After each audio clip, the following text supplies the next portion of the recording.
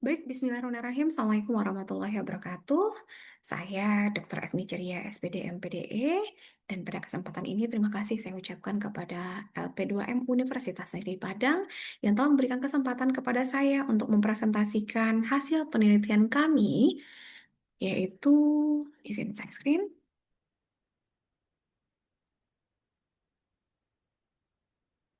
Analisis indeks komposit sirkular ekonomi perbandingan antara sektor UMK di Kabupaten 50 kota.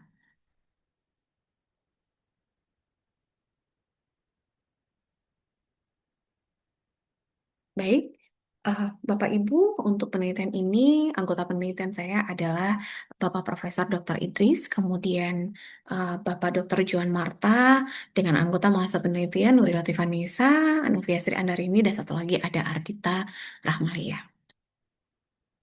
Dan pada penelitian ini, yang melatar belakangi kami mengangkat isu ini menjadi sesuatu yang layak untuk diangkat adalah yang pertama UMKM itu memegang peranan strategis dalam perekonomian 50 kota.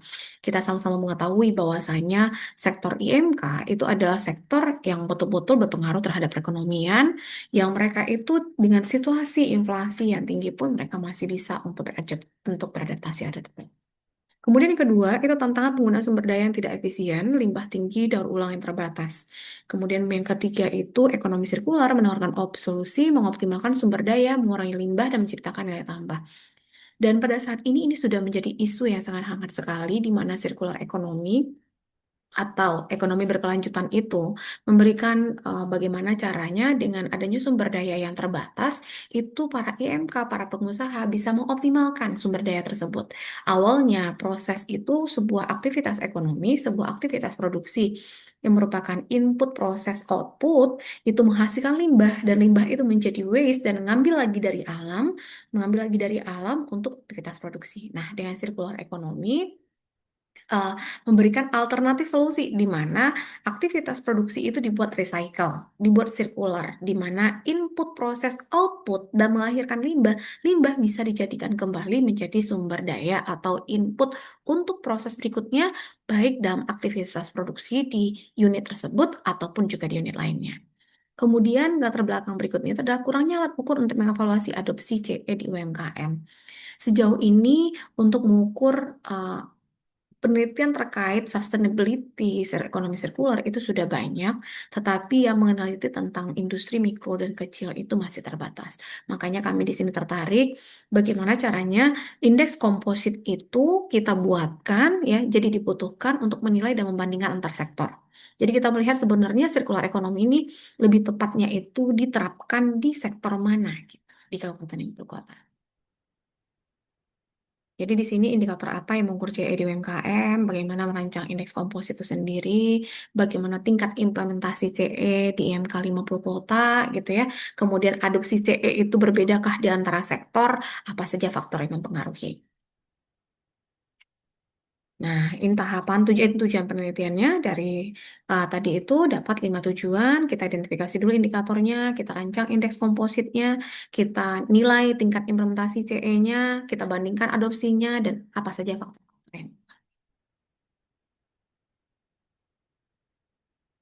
Baik, ini ada tinjauan pustaka, sorry.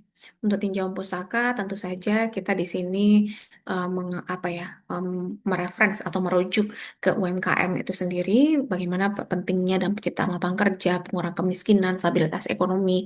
Kemudian teori kedua itu tentang ekonomi sirkular, bagaimana meminimalkan limbah, memaksimalkan efisiensi sumber daya, mendukung sustainability development goals gitu ya. Kemudian tentang membangun indikator komposit ya, indeks komposit itu sendiri ada indikator sertifikasi lingkungan, adanya pemisahan limbah, penggunaan kembali plastik, kemasan biodegradable, kebijakan pengalihan produk, efisiensi bahan baku. Jadi teori-teori yang kita gunakan adalah teori-teori tentang circular economy itu sendiri. Kemudian dari segi untuk metodologi, kita di sini untuk metodologi penelitian, yang pertama tentunya pendekatan kita ada kuantitatif, analisis indeks komposit dengan dukungan kualitatif. Jadi beberapa itu kita lakukan memang ketika survei itu kita lakukan wawancara ringkas untuk mengkonfirmasi kembali hasil dari penelitian kita. Populasi kita 7.644 UMKM. di 50 kota dengan sampel 380 UMKM. Oh ya, 380. Jadi tapi dalam penelitian itu kita akhirnya kita memperlebarnya lagi itu jadi 391 UMK. Dengan proporsional random sampling dengan pengumpulan data kuesioner, wawancara, observasi, dan data sekunder. Oke, ini teknik analisis data kita mulai dari strukturisasi indikator, kompilasi data, kemudian kita lakukan normalisasi data, kita standarisasi lagi, kita bobot, kita kumpulkan, kita analisis sensitivitas. Akhirnya dia indeks komposit atau IC, indeks komposit of circular economy. Ini hasil penelitiannya. Jadi hasil penelitiannya kita membagi ini adalah karakteristik pengusaha. Kita melihat bagaimana karakteristik pengusaha di Kabupaten 50 kota itu mayoritasnya itu perempuan dengan 66,67%, laki-laki 33,33%. Kita melihat penyebaran data ini ya. Untuk penyebaran data ini kalau untuk industri kayu, furniture, barang galian logam, tentunya ini laki-laki kebanyakan. Sedangkan untuk yang makanan minuman, tekstil, pakaian jadi, kerajinan itu lebih didominasi oleh perempuan. Untuk rentang usia sendiri, kita melihat untuk rentang usia sendiri mayoritasnya di usia 36 sampai 50. Berarti ini usia produktif ya. Kemudian ada usia 19 sampai 35, namun masih ada ya yang minoritas yang dengan persentase terkecil itu di usia di atas 65 sebesar 2,3%. Untuk latar belakang pendidikan rata-rata bisa dikatakan mayoritasnya itu di tamatan SMA, namun tidak menutup kemungkinan di sini juga ada 12,79% itu tamatan S1 atau diploma. Untuk pendidikan non formal sendiri itu mereka pernah mendapatkan pelatihan dan mayoritasnya mereka mendapatkan pelatihan itu di bidang teknik produksi dari produk mereka itu sendiri.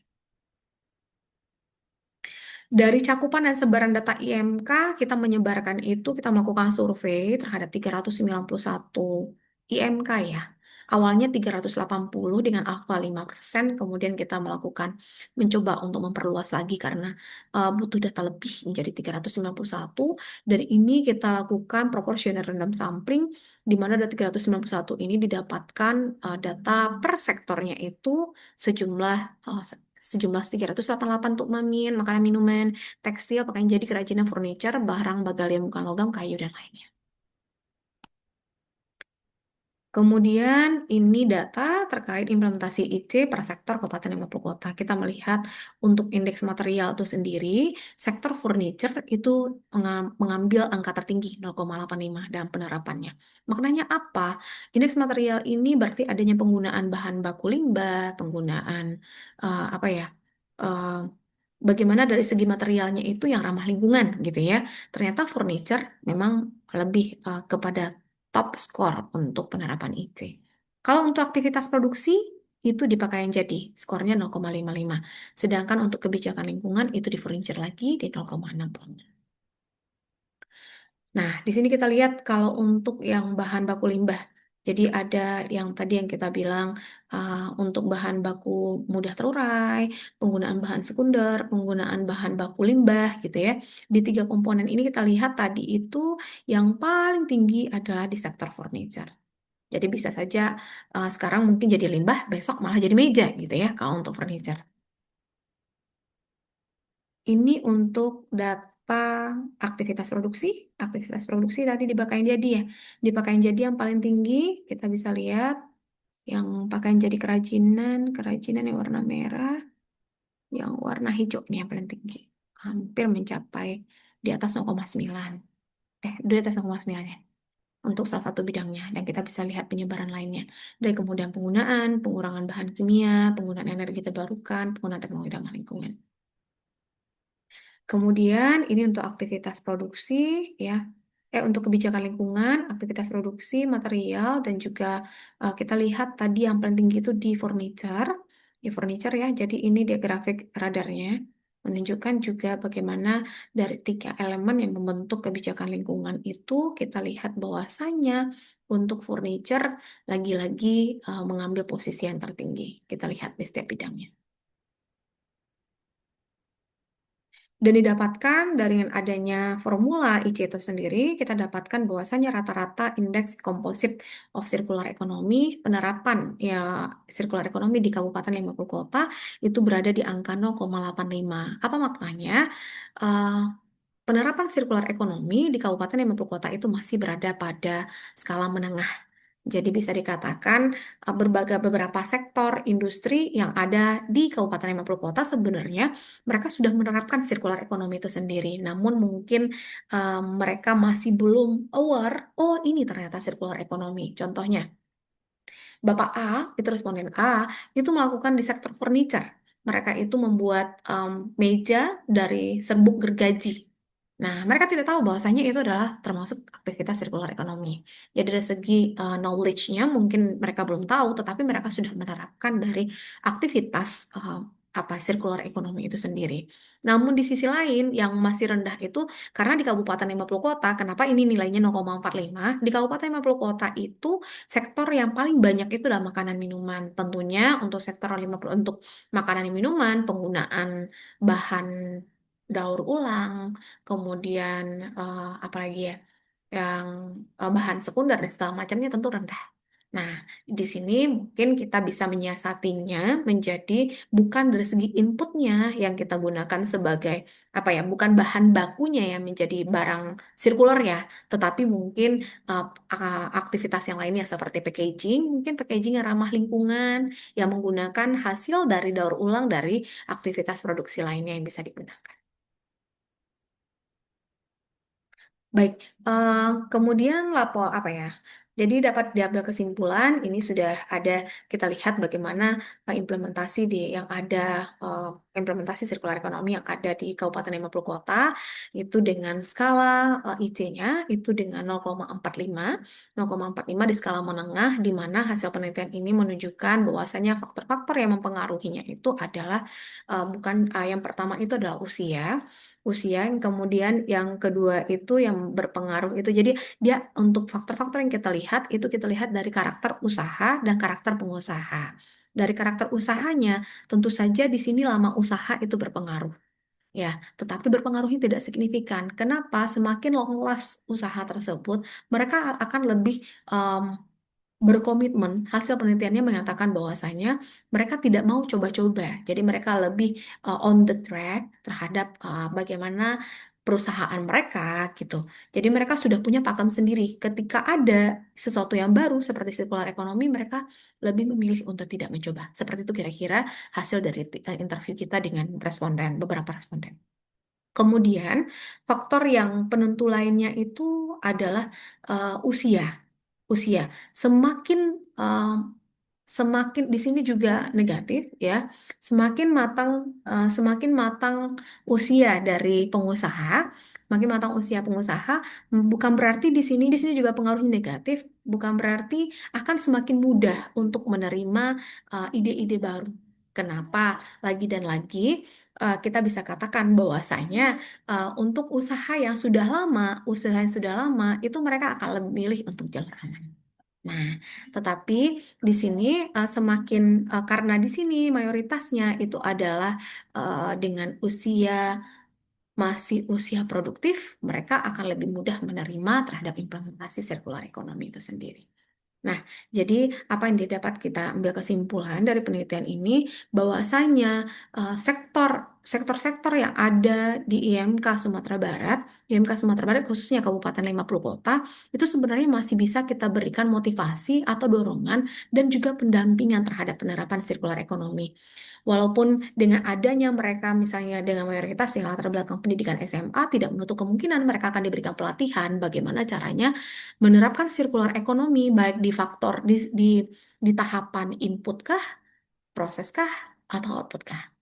Jadi di sini betul-betul membutuhkan dukungan dari semua pihak, baik itu dari pemerintah, dari lembaga penelitian, lembaga pengabdian kampus ya khususnya, kemudian ataupun juga dari masyarakat, NGO dan segala macamnya.